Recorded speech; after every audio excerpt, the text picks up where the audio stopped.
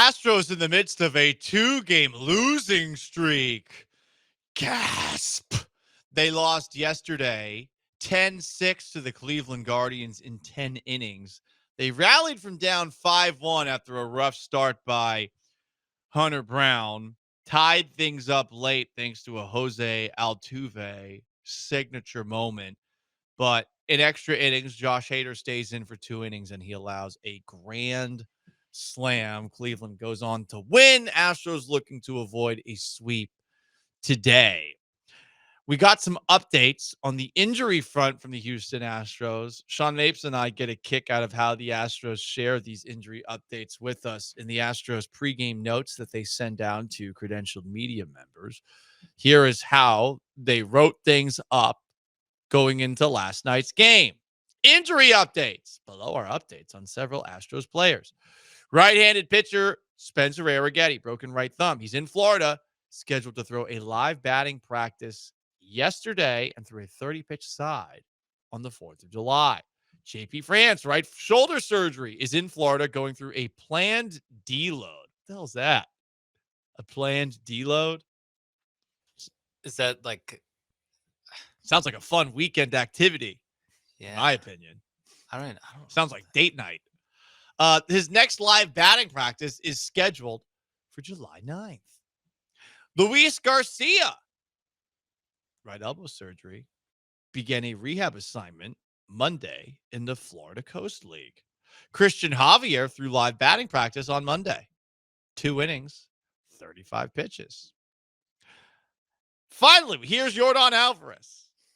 Right hand inflammation continues to work out, has not begun to hit yet. Just leg days, I hope. Don't want to inflame it further. Chas McCormick, left oblique strain. God, he's been out a while. Began a rehab assignment Friday. Zach DeZenzo, with his left-hand capsule strain, continues with his running and throwing, has not progressed to hitting yet. Brendan Rodgers, I forgot Brendan Rodgers was injured. Yeah, this stretch is all the after Alvarez is all the guys that I kind of forgot, all the hitters that I forgot are hurt, and that's why Corona is playing. Right, exactly. I mean, Kennedy Corona and Short. It's like, oh yeah, because DeZenzo and Brendan Rodgers are out. Bless their hearts, but they should not be up there. It's just surprising. Yeah. Jacob Melton, right ankle sprain, expected to transition to Florida. What? As is Brendan Rodgers. They're going to transition to Florida. Imagine transitioning to Florida in real life. What the hell's going on? What does transitioning to Florida mean? What would that mean? Instead of whatever supplements that you take, either testosterone or estrogen, it's meth. I was gonna say banned GNC supplements. Bath salts. And tanning oil. Oh, a lot of tanning oil. You're gonna be. You gotta look like that lady from Jacksonville at the beach house. Yeah. I was in Miami by my new beach house. Well, it wasn't actually on the beach. A couple blocks away.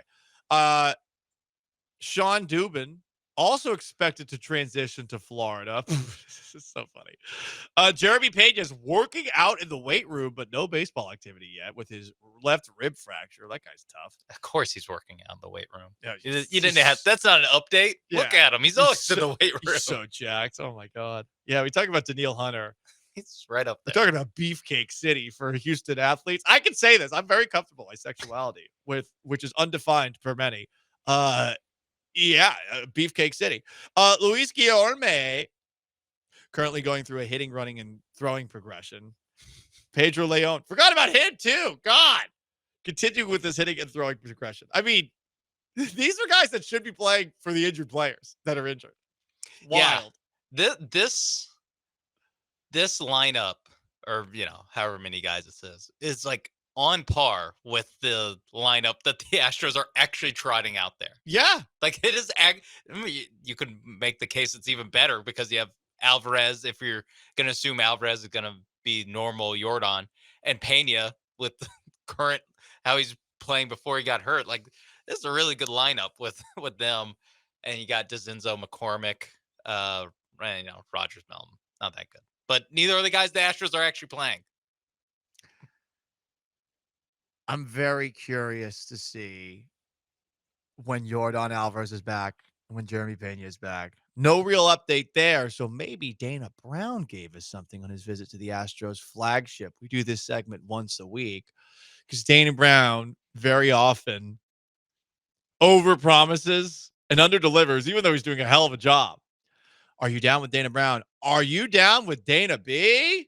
He was asked, Dana Brown, on the Astros flagship earlier today, what Astro will be back first? Quote, I would think it's going to be Jeremy Pena.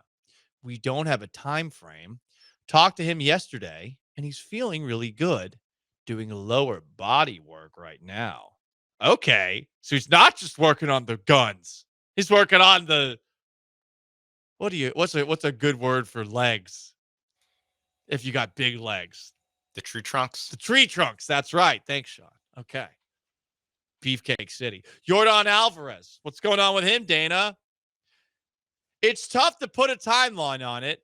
Once he feels good enough, we're going to try to expedite it. He's got to feel good the following day. He's not hitting yet. His hand is feeling really good. Got the good news with the imaging. That's right. That was awesome on Friday to find out going into the 4th of July weekend that Yordan Alvarez's fracture had not gotten any worse, that he was just dealing with some inflammation. Right now, Yordan can hold the bat, but he can't swing yet. We're going to let him heal completely and then get him some activity. Longtime listener of the Paul Gallant Show, wherever it's been, Ocho Texto texted in, Paul, I have more confidence in Colton Gordon pitching a complete game shutout than of Kawhi Alvarez returning healthy. Damn, Kawhi. I don't think we're at Kawhi levels yet, but hand inflammation, if it's inflammation, the longer he's out, there will come a point where Yordan maybe deservedly should be called out. The track record is certainly not a good one for Yordan to this point in his career. I think we could all agree on that. Yeah. He's a great hitter, but he misses a lot of games, and sometimes the injuries or the things that cause him to leave, like smoke from fireworks, seem a little ridiculous. That's, to me, it's like less about the games he's actually missed, because it's really been like 3 big injuries and then like little stuff here and there. It is the like way he has to be managed, like the handling of it. It's like that's the Kawhi part where it's like can't be back-to-backs, can't be smoke inhalation, can't play in the field because he might accidentally rip his hamstring off of his leg. Remember when he and Pena collided? I forgot if it was last year or the year before, and it looked like a car wreck. Like it would. Those are 2 huge guys. Yeah. Goodness gracious. But I really get a kick out of right now. He can hold the back. He can hold the bat. Can't swing yet. From the 832, Astros medical staff reporting injuries so bad they should hire Beetlejuice from the Howard Stern show to write and read the injury reports. Everything would be an upgrade. Sean Mapes and I would be an upgrade. That's how bad they've been, and we are not doctors at all. Imagine. Sean took a meteorology class. I haven't taken anything close to it. I cheated on a biology test in 8th grade. I mean, like that's all I've got. Meteorology doesn't help. No, it doesn't help. But are we worse? Science related, yes. Yeah. What else do we have here from Dana Brown? Are you down with Dana Brown? Dana on trade talks. We'll try to be active, of course. We've been in touch with a lot of teams since mid-May. They always say we're always in the market for pitching. They need a lefty bat. I've said it over and over again. Dana on the 2025 pitching staff. Are you down with Dana Brown? We're going to get some help from some of the guys that are going to come off the IL. You're going to have days like yesterday. It goes with the territory. I'm just counting down the days until Dana Brown talks about the return of Christian Javier and Luis Garcia as if the Astros made a trade at the trade deadline. It's going to happen. It's definitely going to happen with Yordan Alvarez. It's going to happen with Jeremy Pena, especially since things are now timing up where we're less than 3 weeks from the trade deadline, I think, officially. Wait, hang on. A little bit more, because the 9th to the 31st. So we're 22 days away. We are almost 3 weeks away from the trade deadline. He's going to do it. If he doesn't do it, I'm going to be disappointed. To me, though, Yordan has to come back within like a week of the deadline on either side, either a week before or a week after. Okay. After that, it's not like getting a deadline bat because he's coming back in the middle of August. That's not. What if he comes back mid-September? It's not like getting it's like a back to school deal. I don't know. I don't know what it would be like in Dana Brown terms. That is Are You Down with Dana Brown? Every Wednesday, generally at 1:00. It's something we do whenever he does his interview. A shout out, as always, to Dan Matthews for transcribing this thing, because listening to Dana can be frustrating from time to time.